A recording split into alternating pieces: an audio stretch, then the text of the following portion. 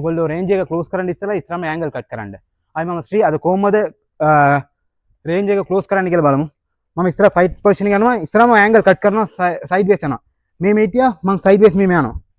හරි මෙහෙම ගිහලා ගිමිත් කකුල තියෙනකොට බලන්න මම යනවා ගිමිත් කකුල තියෙනකොට මං රේන්ජ් එක ක්ලෝස් කරනවා. ක්ලෝස් කරන මං කෙලින් යන්නේ එයා ක්‍රොස් එකේ මත් වාග් ගෙවුවොත් වදින්න chance වැඩි.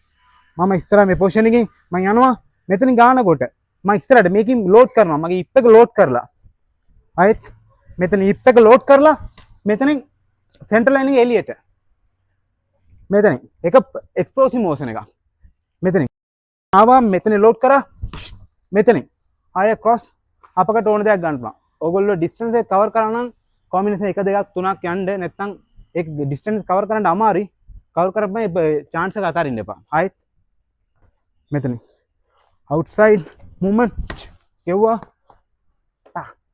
ගෙව්වා. ගොඩක් ස්තුතියි.